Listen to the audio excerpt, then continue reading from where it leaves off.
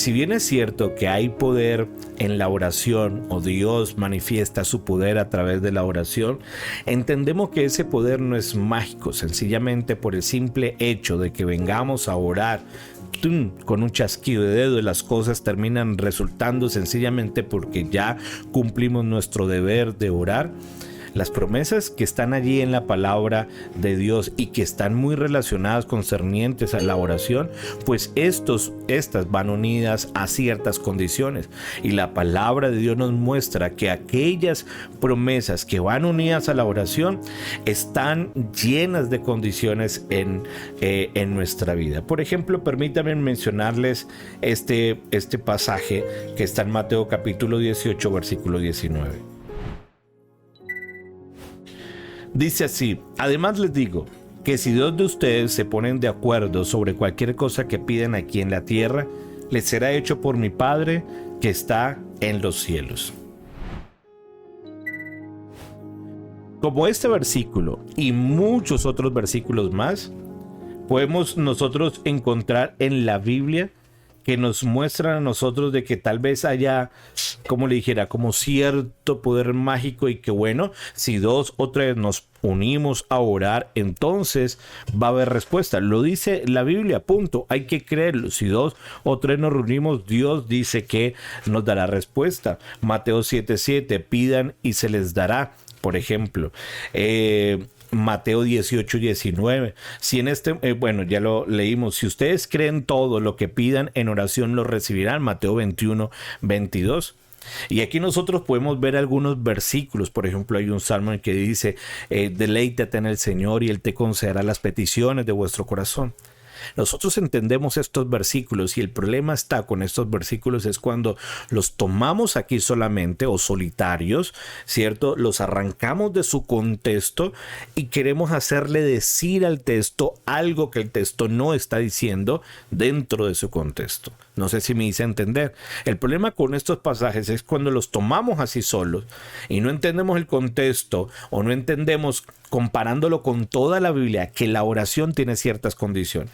Aquí nosotros no podemos decir que, bueno, mire que la Biblia dice pidan y recibirán. Bueno, yo estoy pidiendo porque no estoy recibiendo. No, es que esto tiene ciertas condiciones a la luz de la palabra.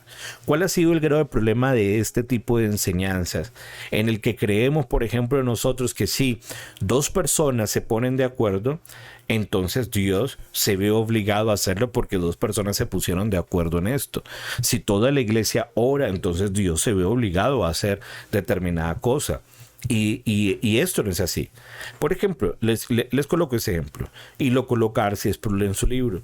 Si pidiéramos, si dos personas se pusieran de acuerdo, o 5 o 6 personas nos pusiéramos de acuerdo a orar para que la guerra cese y para que la enfermedad desaparezca, o para que el cáncer desaparezca, ¿va a desaparecer? Tal vez no, porque su palabra el Señor ya ha mostrado en su voluntad que estas guerras van a ser parte de todo el asunto global, ¿cierto? Del plan completo, y es una evidencia de la maldad del hombre. Y la enfermedad o el cáncer o alguna enfermedad en particular va a permanecer porque allí está. A menos de que Dios de manera soberana decida obrar un milagro, una sanidad en una persona. Y aquí quiero hacer una pequeña aclaración.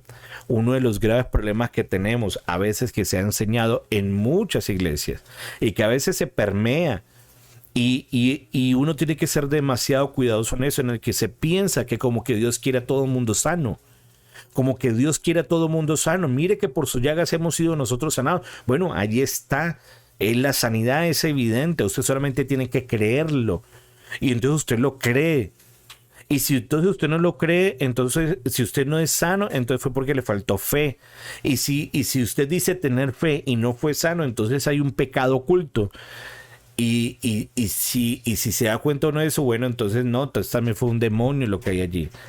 Llevamos a ese punto de lógicas que parecen muy lógicas, en el que bajo la idea de que Dios quiere a todo mundo sano, entonces el problema es completamente de otros. Recuerde cuando los discípulos le preguntaron a este hombre por qué está así enfermo, y el Señor le dijo: Los discípulos decían, bueno, porque él pecó, porque sus padres pecaron.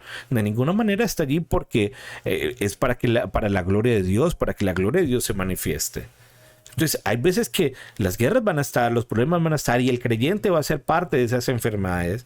Y a veces Dios, de manera milagrosa, va a terminar obrando en la sanidad de alguna persona, como en otras ocasiones no. Y a veces va a permitir el Señor que la muerte llegue a tal persona, y así va a ocurrir. Pero cuando nosotros a veces quitamos la soberanía de Dios y pensamos que sencillamente porque ya oré, entonces Dios tiene que responder y tiene que sanar, porque entonces así dice una palabra o ciertos versículos que lo hemos sacado aislado, entonces decimos, bueno, es que me faltó fe, o entonces decimos fue que Dios no me quiso escuchar, o es que Dios no los puede sanar. O decimos, o es que tengo un pecado oculto, o es que en realidad estoy completamente endemoniado. Hay muchas condiciones que la Biblia nos refleja a nosotros en la oración para que ciertas oraciones sean contestadas. Hemos visto algunos estorbos de la oración como las lecciones anteriores, pero déjeme leerle de manera rápida estos versículos. Juan capítulo 9, versículo 31. Sabemos que Dios no escucha a los pecadores, pero que si alguno es temeroso de Dios y hace su voluntad, a ese sí lo escucha. Juan capítulo 14, versículo 13.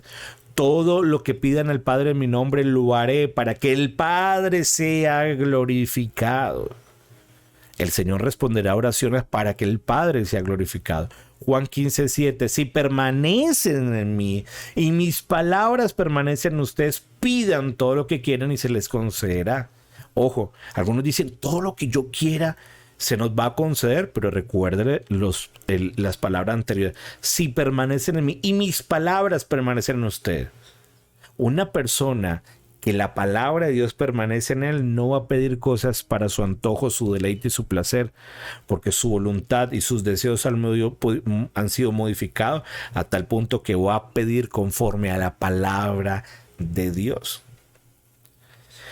Primera de Juan 3:22, recibiremos de él todo lo que pidamos porque obedecemos sus mandamientos y hacemos las cosas que le son agradables a él.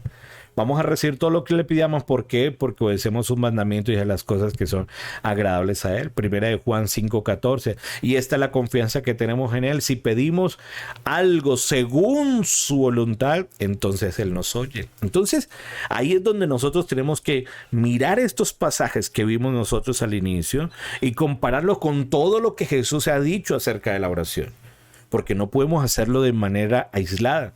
Así que, iglesia, aquí no basta solamente con colocar nuestra confianza en Dios para que una oración sea respondida, sino que debe haber, como dice la palabra, una absoluta reverencia delante de Dios, obediencia a su voluntad, una continua comunión con el Señor, entendiendo que el Señor todo cuanto lo hace es para su gloria, no lo hace absolutamente para nada más.